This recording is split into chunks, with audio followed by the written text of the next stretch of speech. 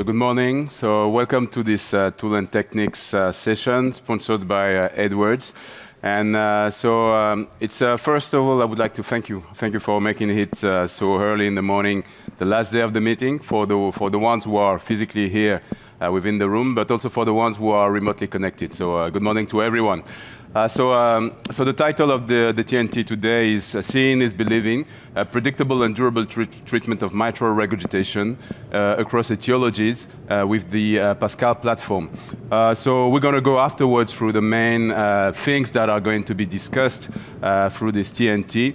But first of all, let me introduce myself. So my name is Didier Tchetche. I'm an interventional cardiologist, and I work in Toulouse, France. And I have the great pleasure today to share this TNT with friends. And I would ask each one of you guys to introduce yourself. So maybe we can start with you, Volker.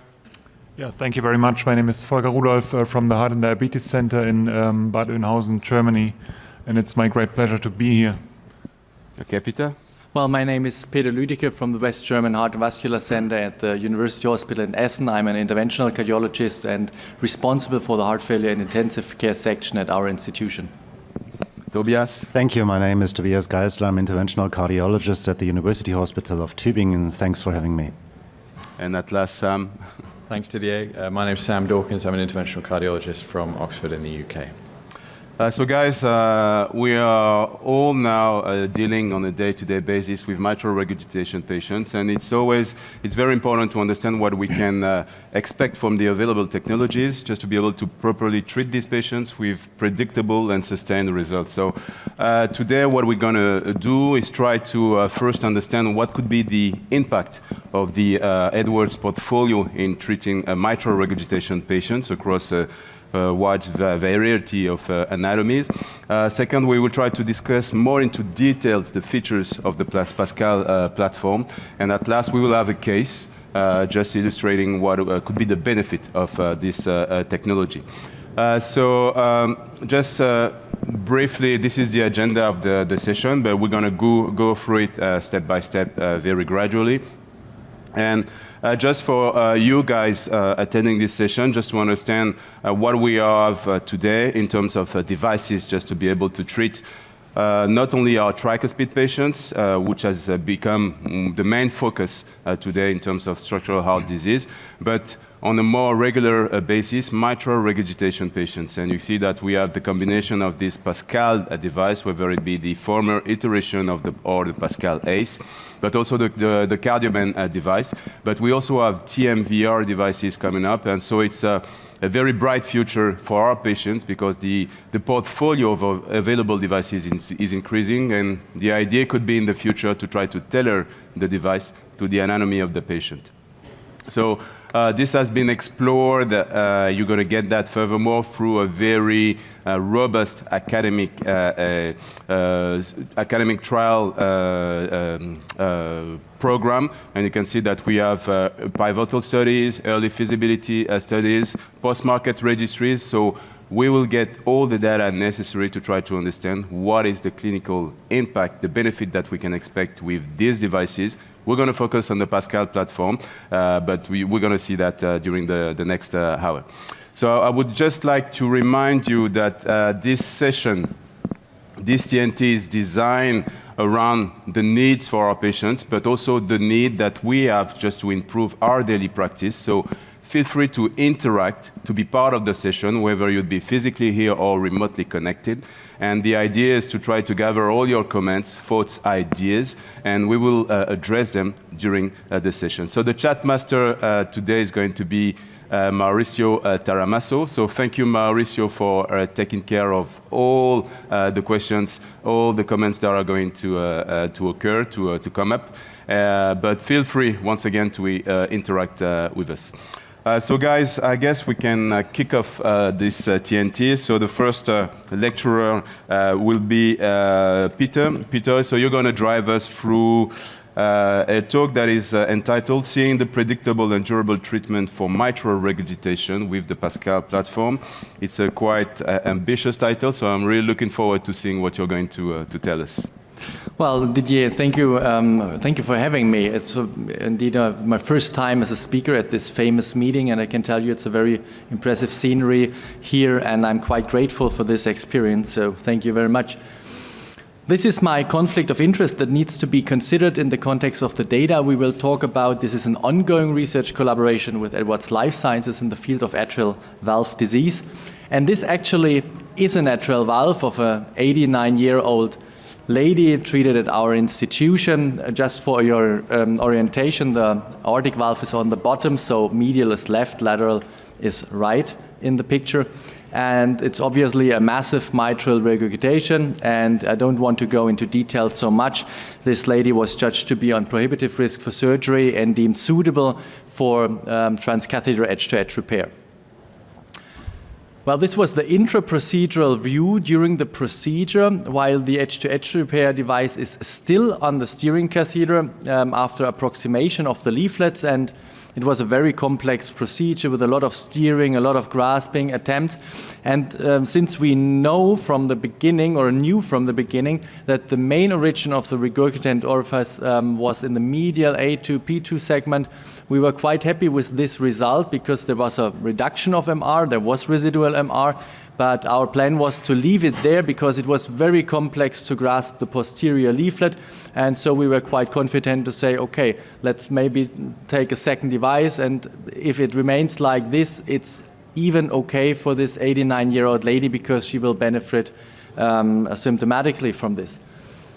And this is the result after releasing the edge-to-edge repair device from the steering catheter. You still can see the steering catheter coming over the septum on the left. And what you see, first of all, those who are familiar with this kind of use, you see that a massive mobility of the applied device, and you see that there is a recurrence of an MR in the medial part of the commissure. You see a massive increase of the residual MR lateral.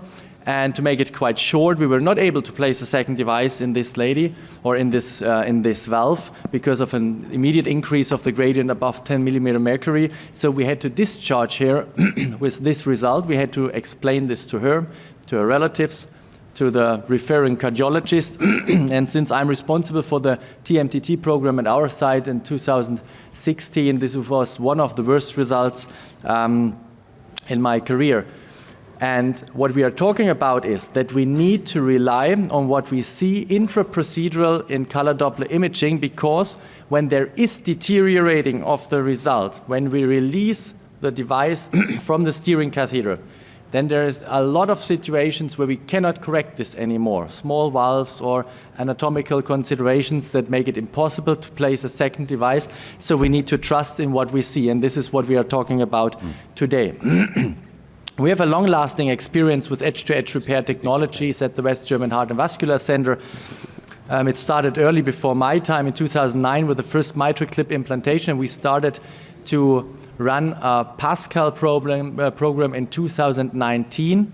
And what needs to be explained, what might be differ at our side to other sites, and this is the reason why I explain this explicitly, is the strategy how we choose which device for which patient. In the era before 2019, it was obvious the mitral clip was the only choice, so it was the first choice for edge-to-edge repair. This has changed dramatically since 2019, and we decided at our institution in July 2019 that the PASCAL device will be the primarily applied device at our institution. The reason for this decision was that we have two devices with nearly identical anatomical in- and exclusion criteria, and we expected the PASCAL device to be a little bit more safer because of the elongation feature, the atraumatic grasping, and what we heard about a lot during this meeting. So there's no pre-selection anymore. All our patients are treated with a PASCAL device unless there is the explicit wish of the patients. We tell all of them that there are two technology and we favor the one over the other, but there are patients who have the explicit wish to be treated with mitral clip, or if they are randomized to reshape HF, class 2D, 2F, so we're still doing mitral clips. This is important to understand what we did Because after the first 100 to 120 PASCAL procedures at our institution, we realized that this moment of truth we were very used to before and after releasing an edge-to-edge repair device from the steering catheter, that you really, really hope that the result remains stable, that this happened quite seldom in the PASCAL era, and we ask ourselves, because in peer-to-peer situations, this a lot of colleagues said the same. We wanted to quantify this somehow, and what we did is that we retrospectively screened all the first 100 cases where the pre- and post-release echo loops were available and compared it with the previous 100 mitral clips. So what we did actually was a retrospective single-center study ending up with two groups, two cohorts, 100 mitral clips, 100 PASCALs, where the intra-procedural loops were available pre- and post-release. So the primary performance endpoint was acute change of MR, and two independent sonographers, experienced in interventional sonography, went through the cases, and we established a categorical classification with 3 grades. The first grade was deterioration. This was the focus of interest, and we judged the result or the grade to be deteriorated if there was a significant new jet after release of the edge-to-edge repair device, if there was an increase of residual MR, if there was residual MR before the release, what is quite common, especially when you have a two-device strategy, or return of MR. If there was no MR before the release and you have MR after the release, or you have a combination of these factors, then this was judged to be a deteriorated result.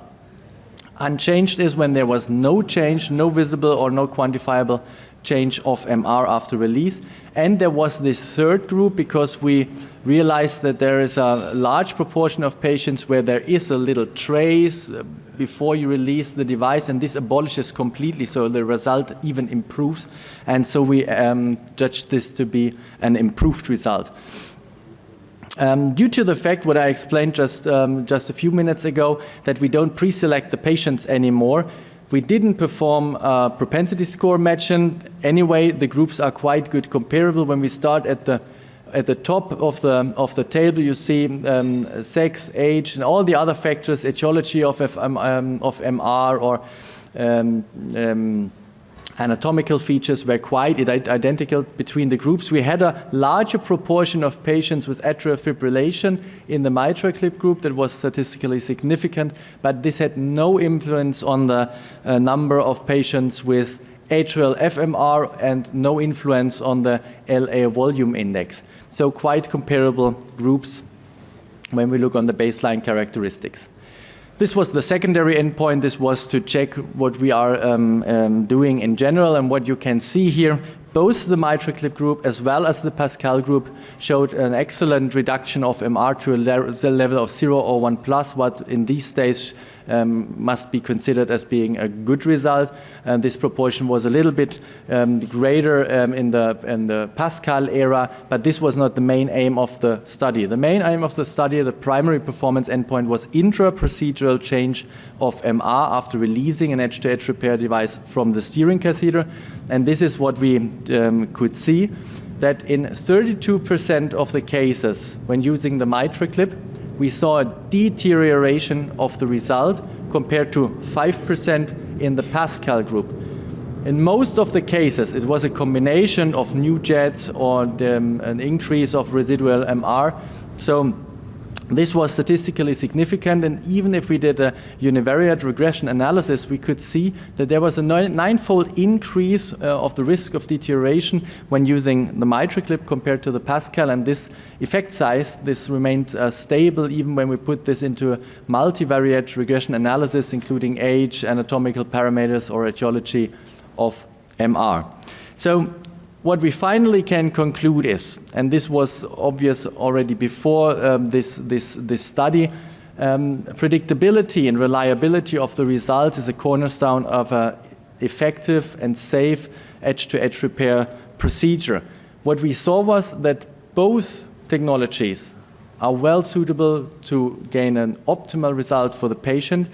What we see in the conditions at our institution, at a large volume university center, is that in our cohort, the mitral clip was associated with a higher risk of deterioration of the result after releasing it from the steering catheter. And I'm very curious if the prospective randomized trials, which are ongoing, class 2D, 2F, will confirm these results, because today we have no dedicated algorithm that tells us when to choose which device, and I hope this tiny piece of knowledge can be added to identify or define such kind of algorithm, and I'm happy to discuss these data with you, and thank you once again for having me. Thank you, Peter. So just we can see on screen that we have Wolfgang Rottbauer with us. So hi, Wolfgang. So maybe Peter, we can start directly with one question coming from the chat, and it's about the understanding what was the impact of your past experience with the mitral clip device before moving to the PASCAL. To which extent do you think that this has impacted your outcomes observed with the PASCAL? This is a question we discussed in peer-to-peer situations the last days. What you must consider is that we compared the first 100 cases with the PASCAL and the last 100 cases with the mitral clip were all more or less all done from myself. So we compared my early experience with a completely new technology with my advanced experience with the mitral clip technology after more than 5 years of interventional experience with this device. So I think it has nothing to do with experience, and I think even the most experienced operators have this situation that they have the system on the catheter, they are confident with the result, release it, and see this surprise that there is a change of MR. And I think that it's not an important factor when we talk about experience. Thank you for that.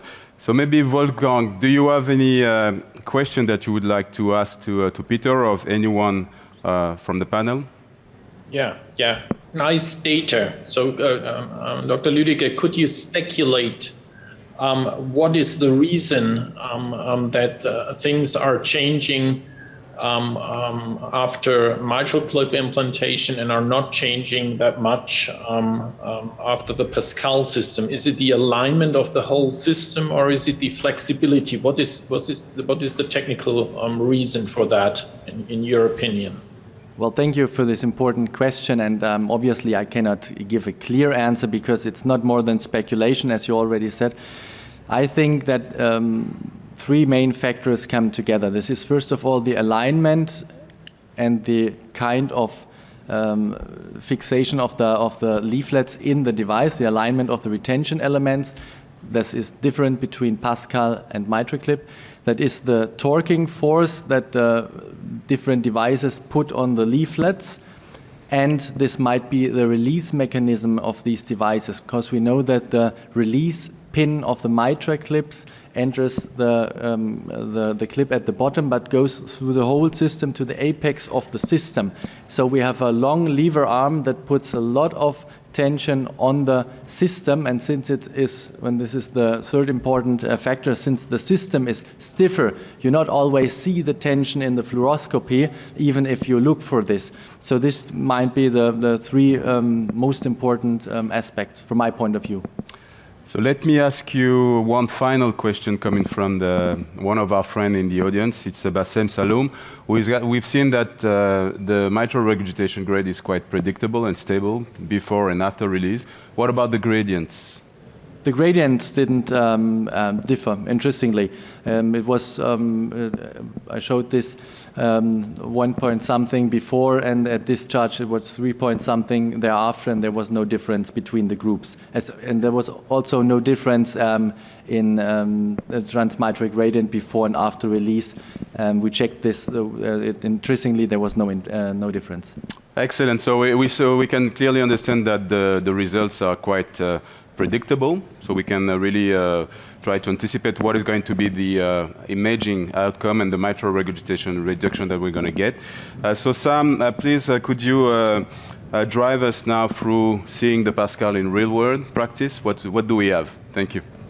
Thanks, Didier, and thanks very much for asking me to join this session.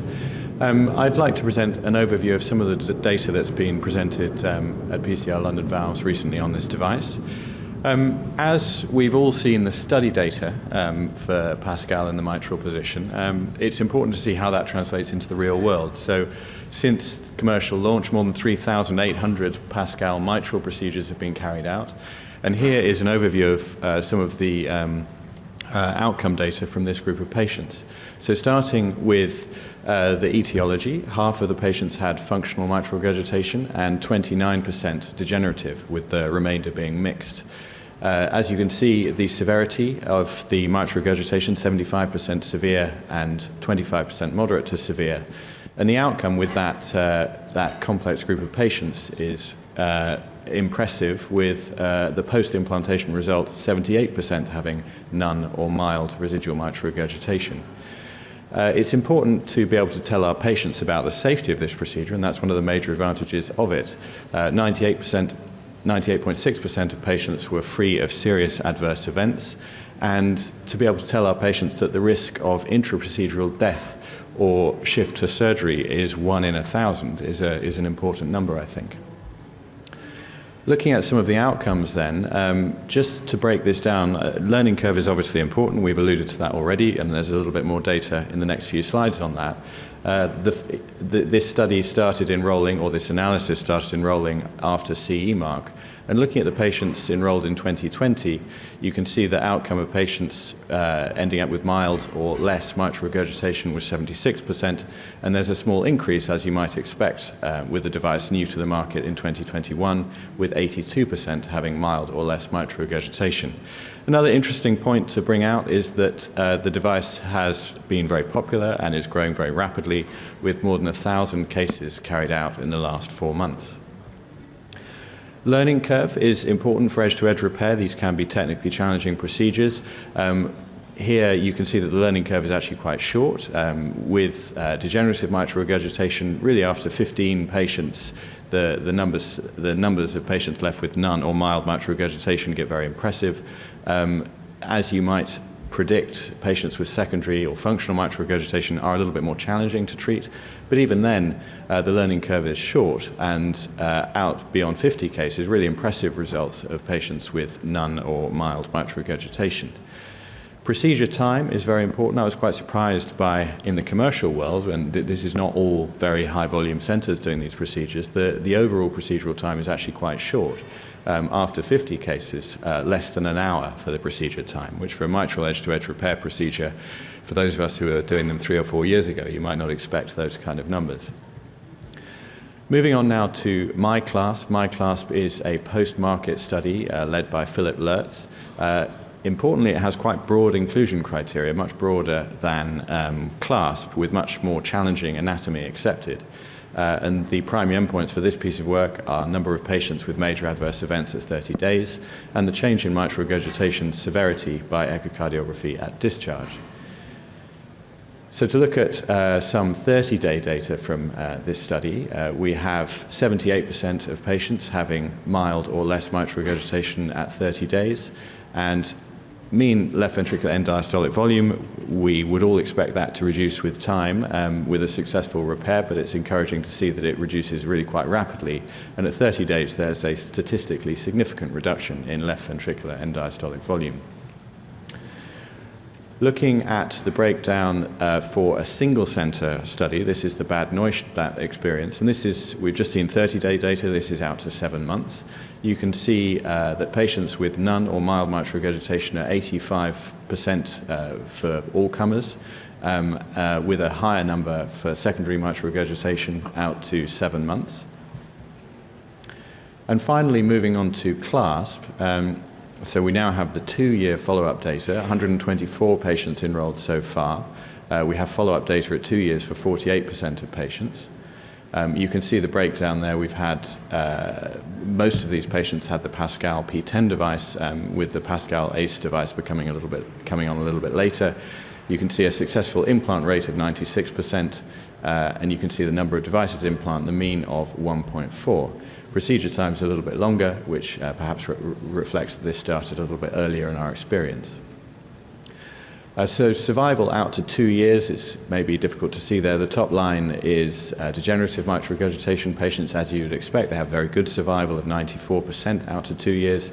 The middle line, the black line, is all comers, and the bottom line is the secondary mitral regurgitation patients. So for secondary MR to have survival rate of 72% out to 2 years is very encouraging.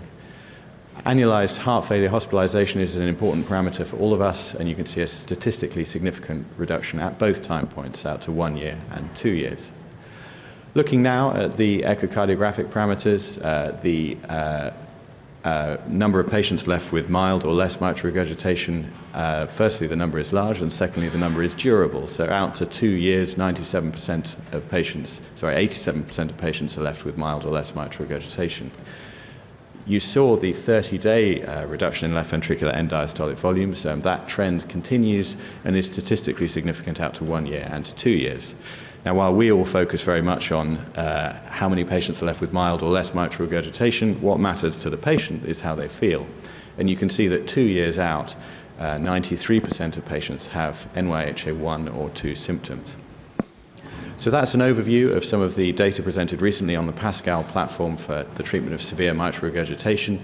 In real-world experience of over 3,800 patients, more than 80% of patients had 0 or 1+ mitral regurgitation after 25 cases in all mitral valve pathology that was enrolled. And the procedure times were reassuringly short, at less than 60 minutes after 15 cases in both mitral etiologies. The MyClass study has much broader inclusion criteria, shows a significant reduction in mitral regurgitation and early signs of positive left ventricular remodeling. Out to 7 months in a single center experience of more than 90 patients, we have a significant and durable reduction in mitral regurgitation. And finally, in the CLASS study, we have 2-year follow-up data showing a robust and durable reduction in mitral regurgitation. That trend we saw of left ventricular remodeling continues out to 2 years with high survival rates and reduced heart failure hospitalization. Thank you, Sam. Thank you very much. So let's transition directly to you, Tobias, for once again your views on seeing PASCAL in the real world.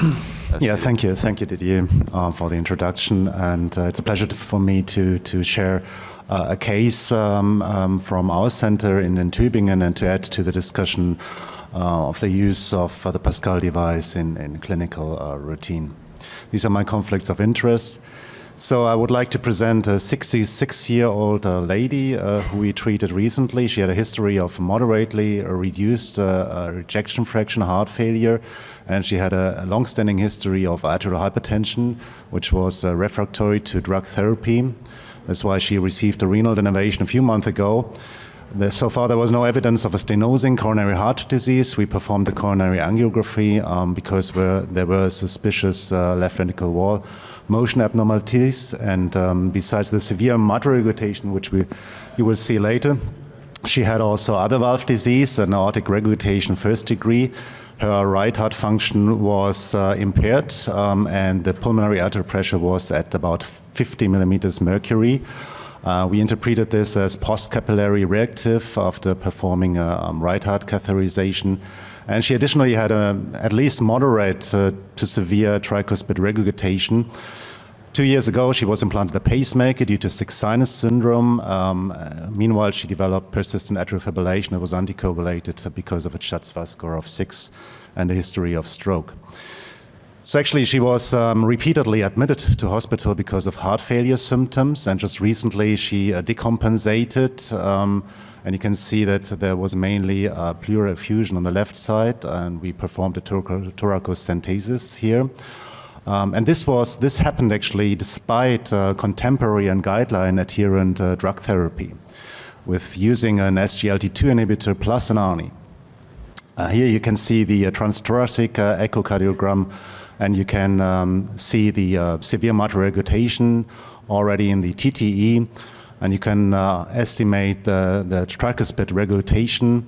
And what was interesting that just in the setting of the cardiac decompensation, the left ventricle function significantly deteriorated with a left ventricle ejection fraction of about 35.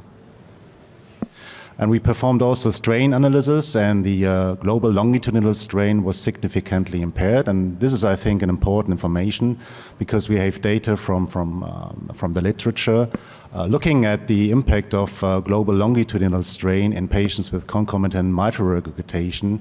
And apparently, value of minus 20% and poorer is associated with an exponentially increased mortality rate during the next 5 years.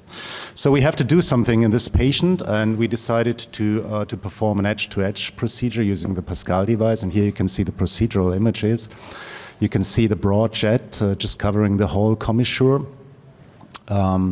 And we decided to put a PASCAL ACE here also because we were a little bit afraid of interactions with a dense caudal network here. We decided to put the device in A2, P2 position. And you can see that already before the release, we had an effective reduction of the mitral regurgitation.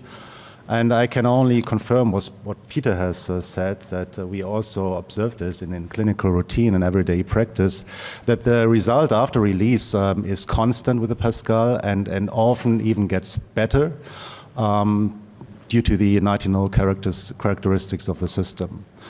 You can see also in TT that after the procedure, the reduction of the MR remained without increasing the gradient significantly, so the gradient was already elevated at about 3 to 4 millimeters mercury and did not substantially increase after the procedure. So what was even more pleasant was that the reduction sustained after 3 months and even improved. So you can see here that the reduction further improved to trace to first degree, and that was also accompanied by a firm tissue bridge here between A2 and P2. So very good result here. And what we also saw that the left ventricular function really improved in these patients after 3 months. You can see the baseline here on the left side, and the left ventricular function almost normalized after 3 months. And that was also accompanied by a reduction of NT-proBNP, and also the pulmonary artery pressure significantly reduced, almost halved. And when you look here at the right ventricular function, we did, of course, not do a systematic right ventricular volume rendering here, but you can estimate that the contractility of the right ventricle really improved here after 3 months, and the TR, which was moderate to severe at baseline, almost vanished after 3 months. So this has really an impact on global cardiac function, and we also performed further measurements, and you can see that all these different parameters improved, global longitudinal strain as well as circumferential strain, and also we saw positive remodeling effect in these patients with an almost halving of left ventricular end diastolic volume and end systolic volume. So Sam already talked about the learning curve, and I can confirm that, of course, there is a learning curve, but the learning curve is very steep. That is what we observe at our center during the years. We have started with a PASCAL procedure in 2019. And you can see that over the years we further improved our procedural success rate due to, of course, patient selection and optimization of the technique. So just in this year we have so we have more than 90% of patients that have no more than a residual MR of 1. And also what we observe, and we do right heart catheterization before and after the implantation, we can observe that we see positive effects, immediate effects on functional parameters. We see significantly decreased LA pressure, LA wave pressure, wedge pressure, and also the pulmonary artery pressure is significantly reduced just after the implantation. So very immediate results, and this is accompanied by improvement of the cardiac output. That's a series of about 35 patients that we measured systematically, and you can see that in particular in secondary MR and MR of mixed etiology, we have a significant reduction, improvement of the cardiac output and cardiac index. So let me summarize. I hope I could show you some favorable single-center experience from our center. I think the edge-to-edge procedure, in particular the PASCAL procedure, adds our armamentarium to treat heart failure effectively. Of course, timely recognition of the deterioration of left ventricular function is important.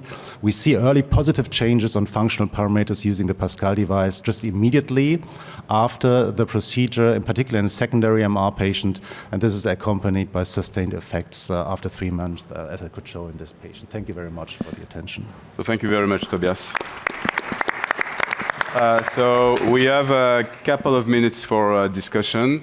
So Wolfgang, there is one question relating to the available type iteration of the PASCAL, whether it be the P10 or the ACE. Could you summarize for the audience, for our friends, on the selection process between P10 and ACE according to your experience? Okay. I didn't give a talk, but I still like to address it from the own perspective.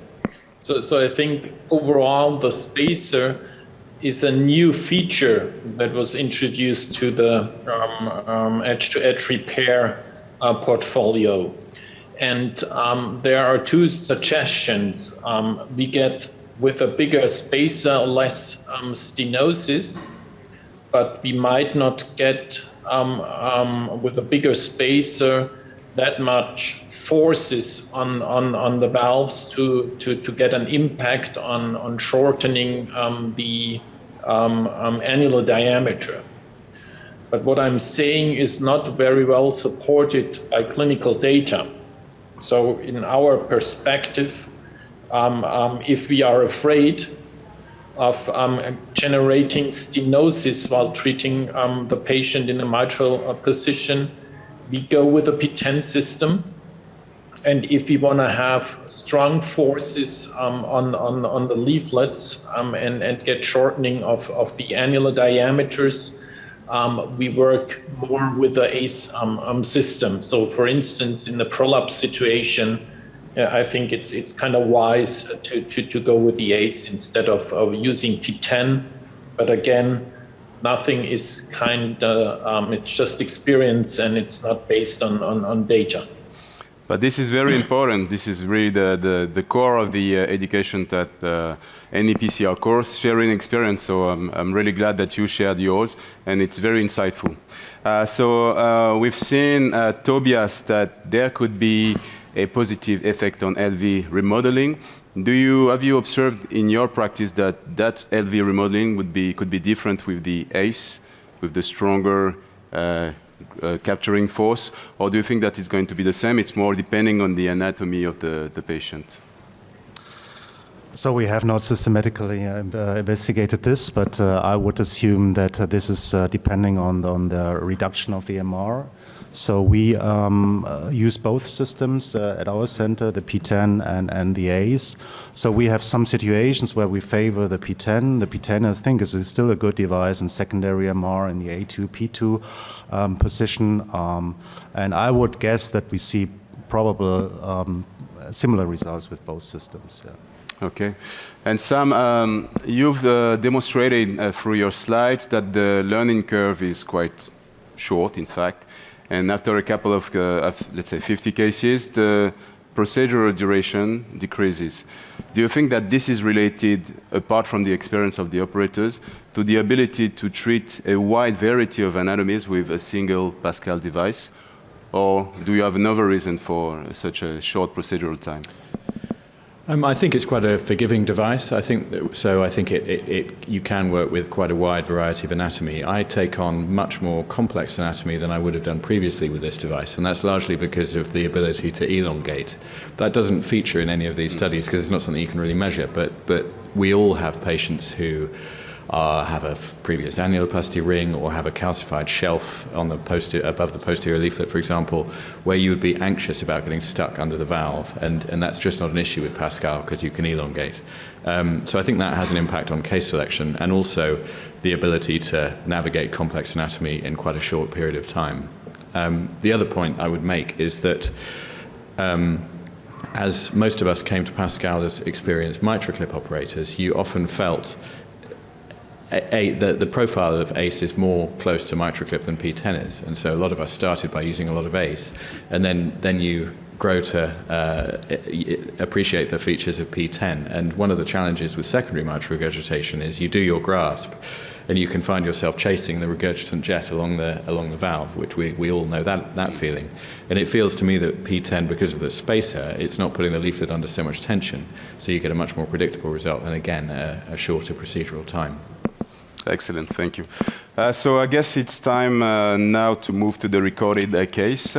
Volker, so you're going to drive us through a real-life patient, and we're going to see what is the outcome for your patient with the PASCAL device. So. As you can see, our patient is an 85-year-old gentleman, rather normal weight. He suffers from dyspnea, but other than that is in rather good shape for his age. His pulmonary status and PA pressure is rather unremarkable, as were his lab values. There is, of course, a slight renal dysfunction, but all the other lab values are unremarkable. You can see that he has coronary artery disease, one vessel disease. There was a plaque in the main stem and in the LAD, but we could rule out hemodynamic relevance by IVUS and IFR measurement.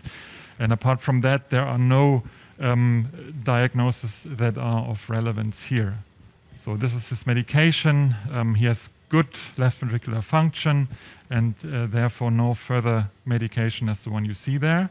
His surgical risk was certainly not elevated, and frailty score was slightly elevated, but I think the main reason why we decided for interventional therapy was his advanced age, and this was also the conclusion of our heart team, of course. I think with 85 years, I think we can all agree that interventional therapy should be the way to go here. And with that, I think we switch over to the echo, and Kai is going to analyze the morphology of the valve for us.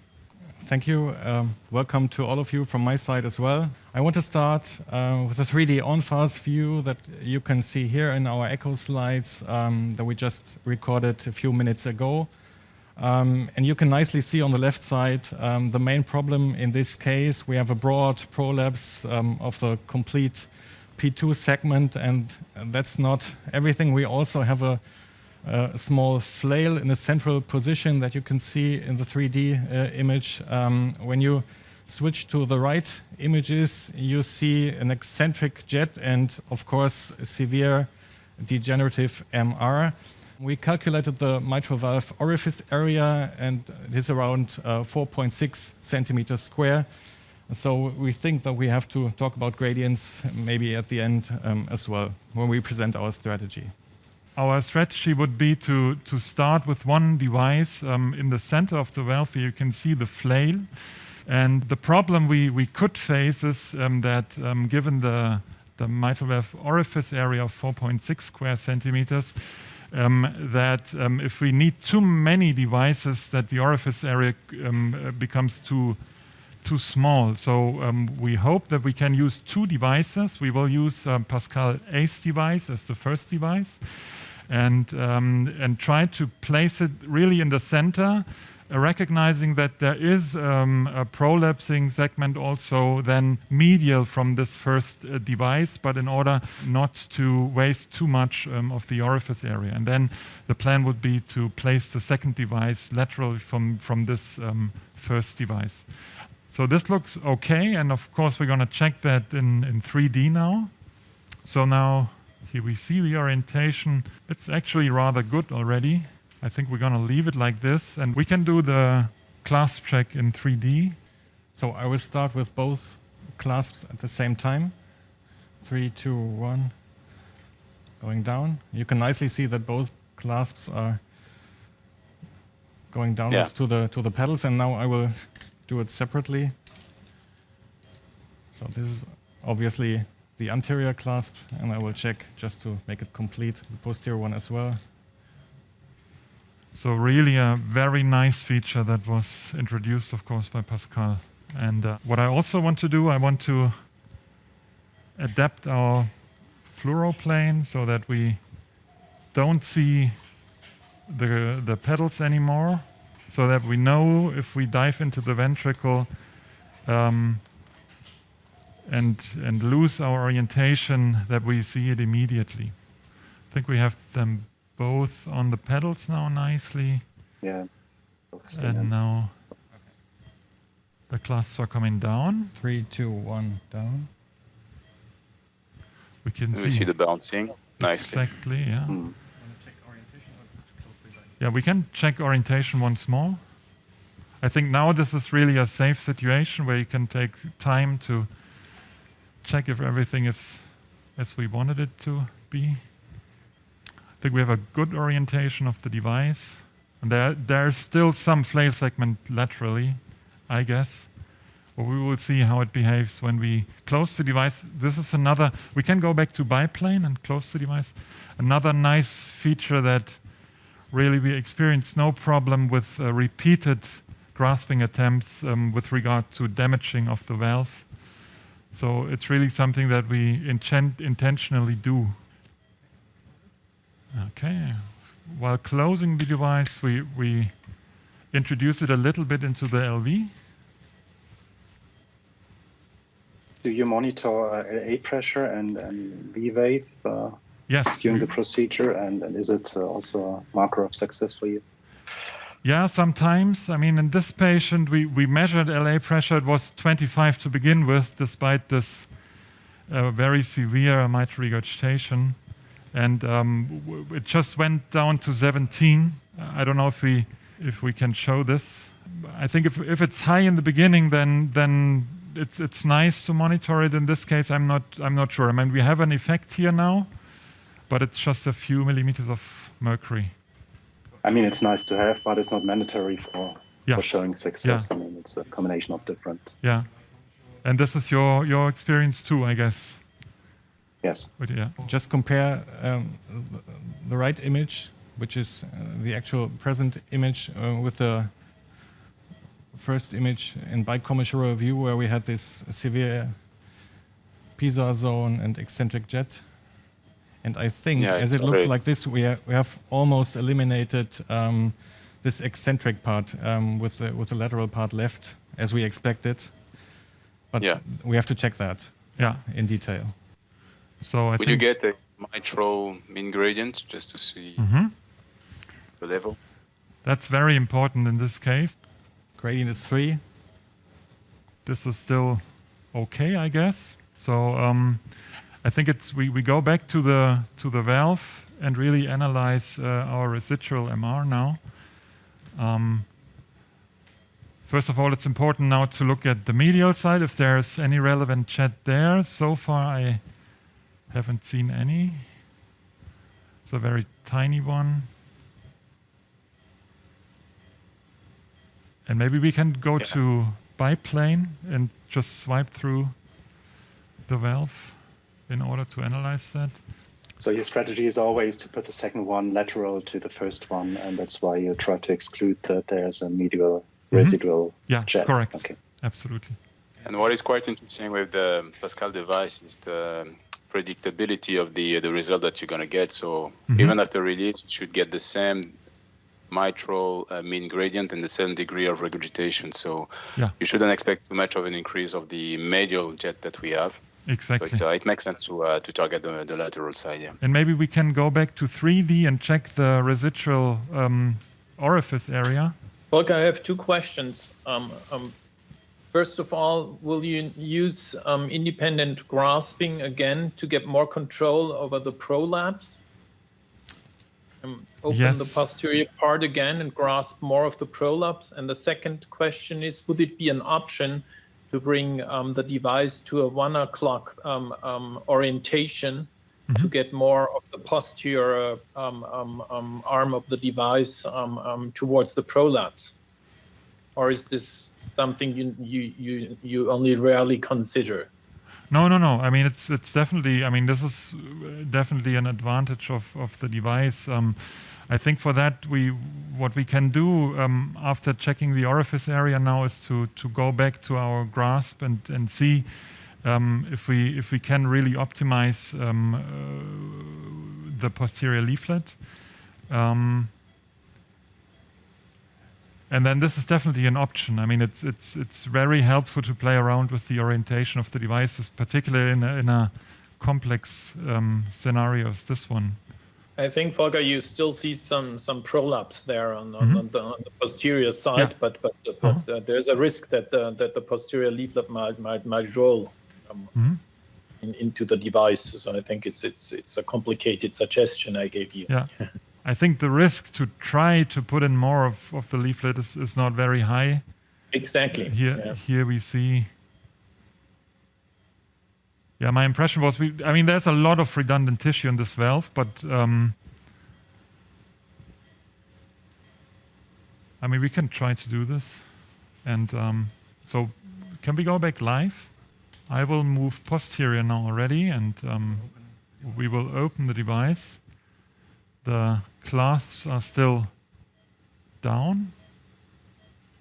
Maybe not more than this. Okay. Oh yeah, we want to optimize the posterior leaflet, so all eyes on the posterior pedal and clasp. We open the posterior clasp now. There's a lot of tissue. I will close the device slightly more. You can see we are right at the annulus now. 3, 2, 1. There's a lot of leaflet in there. So I think there's not much more we can do, but I think it was definitely worth it. So we close the device again. And it seems to be tightened up a little more than it was before. Absolutely. Yeah, and I think we see an effect there. It's now almost... We have to check gradients again. Yeah, of course.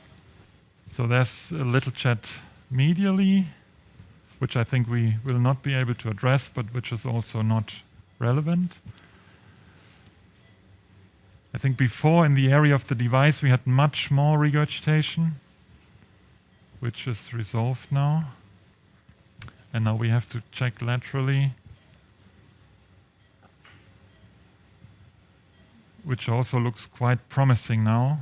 It's not more than grade 1, I would say, at the moment, but we can check further, and now we should go back and check the gradient again. I think here we are really at the edge. Now the gradient here is a little better, which of course is probably also due to the combination of this longer and shorter RR interval.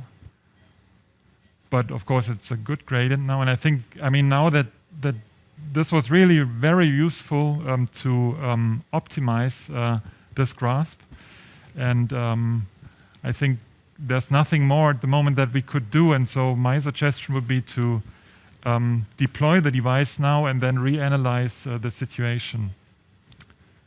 Are there Do you expect that the result will be even better after release, or sometimes we see that due to the nitinol characteristics of the device, it's getting even better? Absolutely. I mean, that's also obviously a great feature. I mean, that actually there are very few cases where MR worsens after deployment.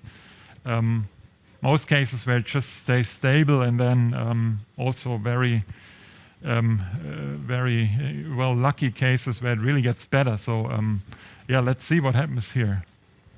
We see that the device is in a stable position.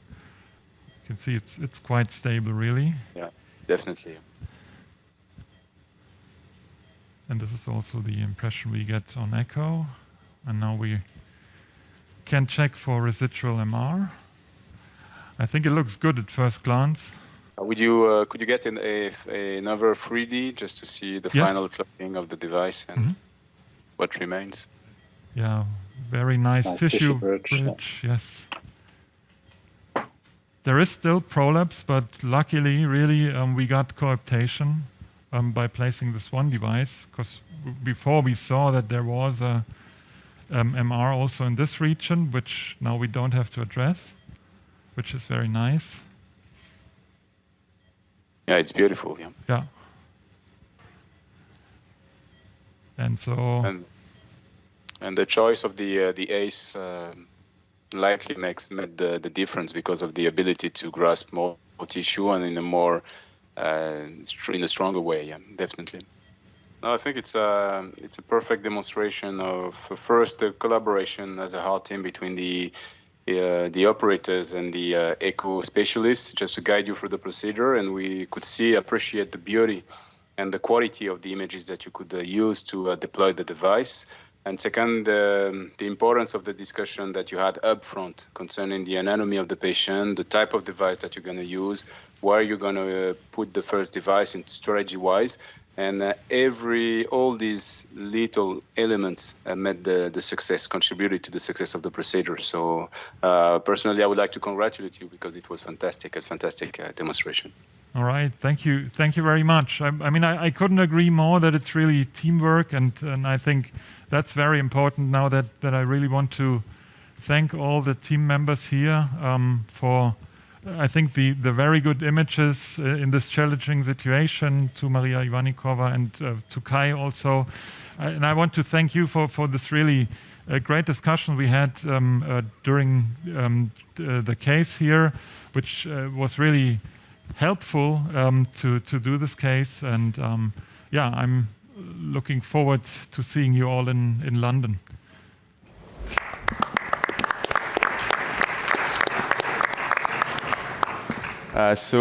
Wolfgang, we've seen a beautiful demonstration of the use of the PASCAL in a real-life patient.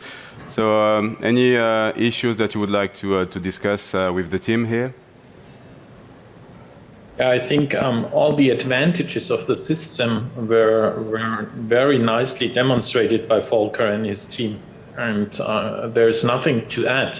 So the procedure, although it was very, very complex anatomy, ended up with a single device procedure and a nearly perfect result. And I think this is what we like to show here at this meeting, that interventional cardiology can address complex anatomies with a true percutaneous approach and improved devices.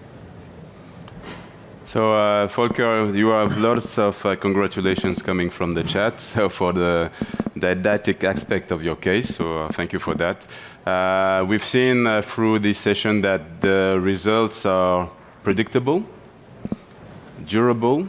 We got a good LV remodeling, and procedural-wise, what was really interesting in your case is the optimization. So could you drive us more into details for the last couple of minutes into when to optimize and how to do it technically-wise for our friends here? Mm-hmm. Yeah, I think that's really a very important point, and for me a very important point also of the mode, how you do the procedure. It should be a lot of discussion in the team.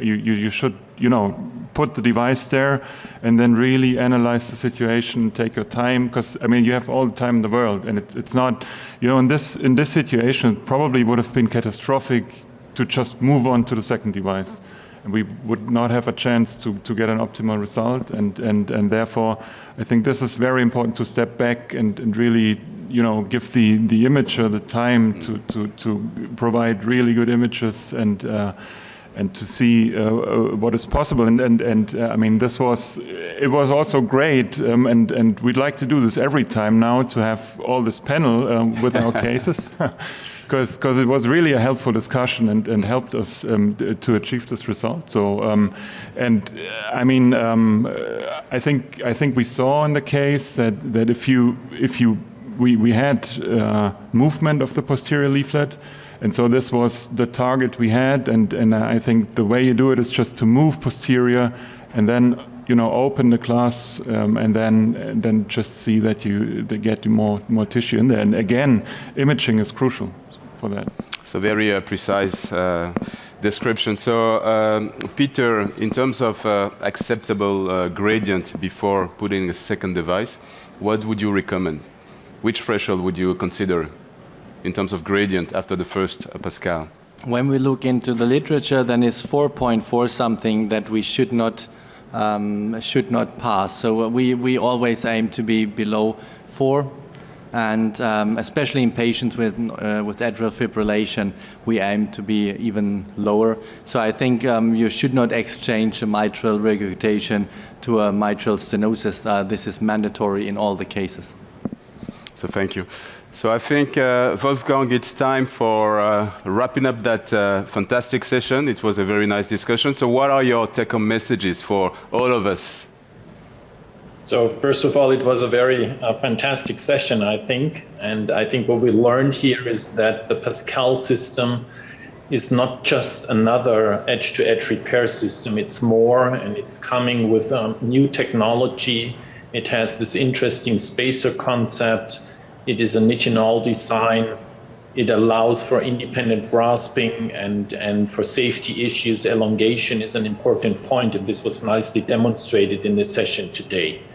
Second, although it's a very novel device, we have already a lot of clinical data out of studies and registries on thousands of patients with very encouraging results.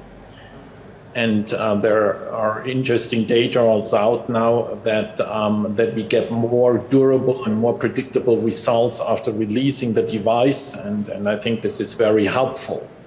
Overall, the questions that compare different edge-to-edge repair systems against each other will be answered in the near future with the CLASP studies on functional and structural MR. And my last take-home message is that we should still be eager to further improve edge-to-edge repair, no matter what devices we are using, because we should consider that especially for functional MR, surgery is not a good option for our patients, and it will be challenging to improve the treatment, especially for these patients.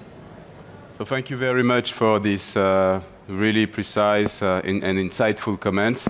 So I would like to thank you all. So Volker, Peter, Tobias, Sam being here. Thank you in the audience. Thank you remotely connected. And quite importantly, most importantly, thank you to Edwards for hosting such a very important session that is going to make us understand better about what we can expect from the PASCAL platform. So I wish you all the best for day 3 of PCR London Valves. Lots of very interesting and important things coming up. So have a nice day. Bye-bye to everybody.